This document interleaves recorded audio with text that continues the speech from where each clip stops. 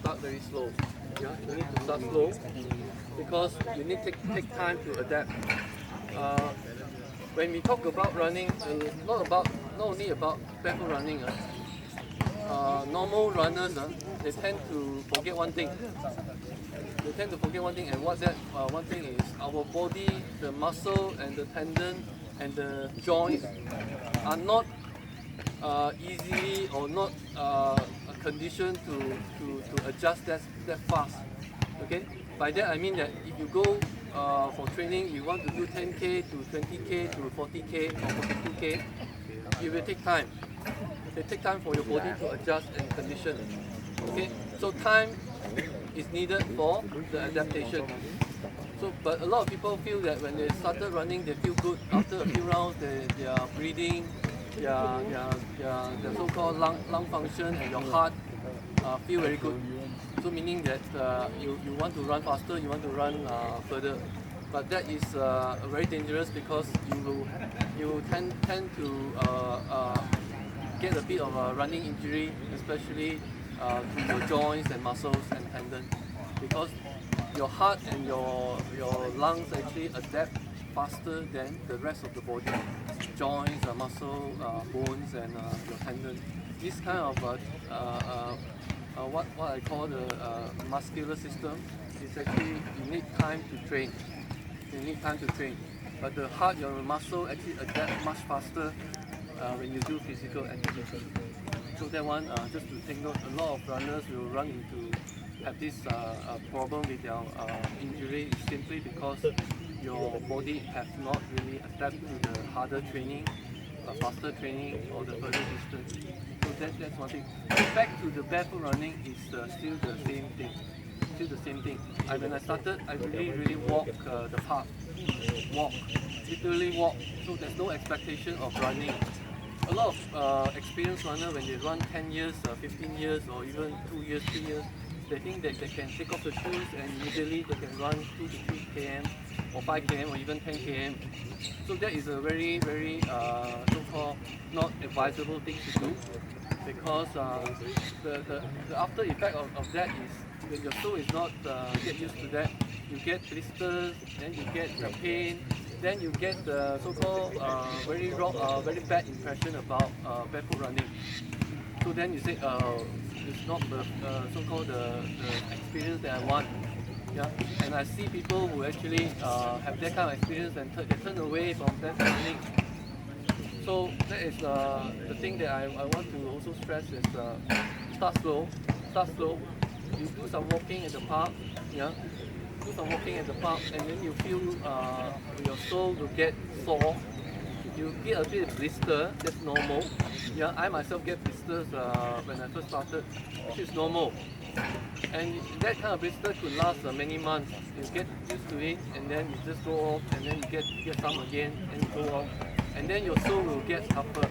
You get so-called condition. So when your sole is actually get conditioned, you don't get that kind of problem anymore. Yeah. So for me today, I get less and less, or even if I run a full marathon or ultra marathon, I don't get blister, because a combination of a few things: training, conditioning, of course. The key here is also running light. Okay, running light, running natural. Okay, so we'll talk about a bit more on running light and running natural later, which I think is very important. But I will probably leave the topic as well to Xiao Gong and also Washing to talk about that. I'll just touch a bit about that later. Yeah. So running barefoot is all about, again, conditioning and conditioning your feet, your muscle, your soul. Yeah. Of course, a lot to do with the mental as well. The mental aspect of it, I will not go into deep today as well, because being mental is you need to go through some sort of uncomfortable feeling, yeah, uneasiness. People who so-called cannot get used to that, they will find that they will more comfortable with at least some sort of protection. Yeah, so there's nothing wrong about protection, as I mentioned, because some of the terrain and also the road that we run, or the condition that we run in, for example, when it's very cold or when it's very hot, So sometimes you need some sort of protection, which is understandable. The thing about protection, you need to use it wisely. You need to use it wisely. So why I say so? Because when you put on something onto the sole, you actually again taking away the feedback that your body can feel. Yeah, whether it's hot, cold, warm, rough, smooth, your body, you lose that sense of feedback. And then what happens when you lose that sense of feedback? You tend to actually land harder. Yeah, my feedback is, because I also sometimes wear minimal shoes when I do certain races, and also some harsh conditions that I will choose to use. And I feel that when I use those kind of protection, my body actually kind of forget to run a bit lighter. Yeah? Because the feedback somehow is not the same. I can tell you that for those of you who tend to run with minimalist shoes, and if you try, let's say, barefoot one day, you can feel that it's really different. Your body actually feel a lot of feedback, and you actually run a bit more lighter. Lighter, you land softer. When I say lighter, meaning that you land softer. When you end of the 1 hour or 2 hour run, you don't feel as tired as you used to. That is what I meant by when you run, you can run lighter. Yeah. So that is very, very good, because it gives you a confidence of doing more. Yeah. So that is the key. Yeah.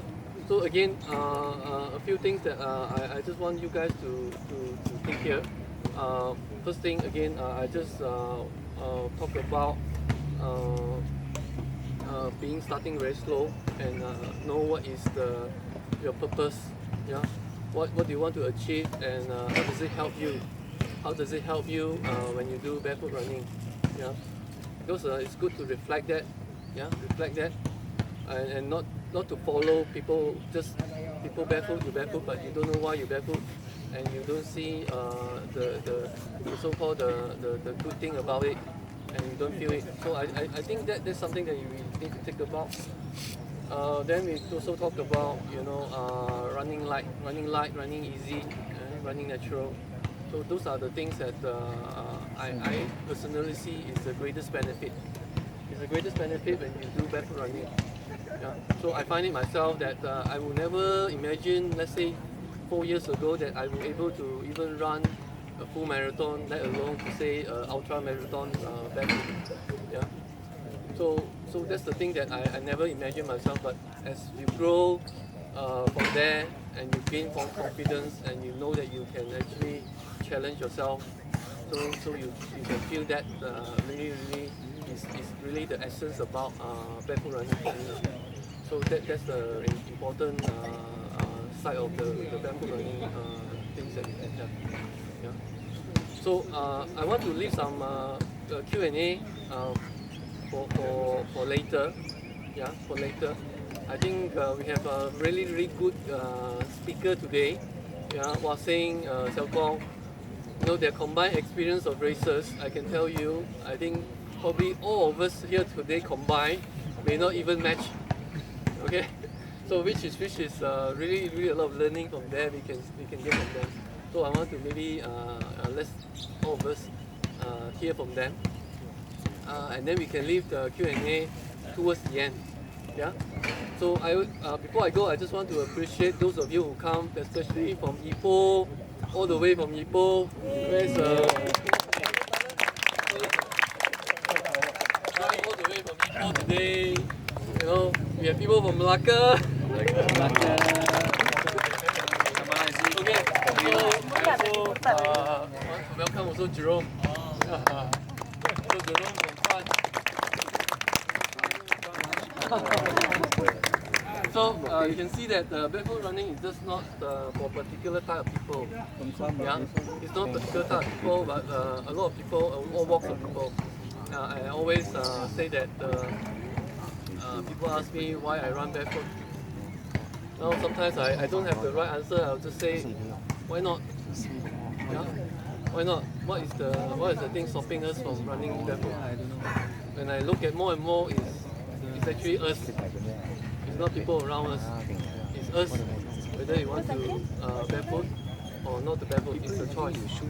Yeah. Okay, so that's all for me, and then I'll leave it to the rest of the speaker. Yeah. Thank you.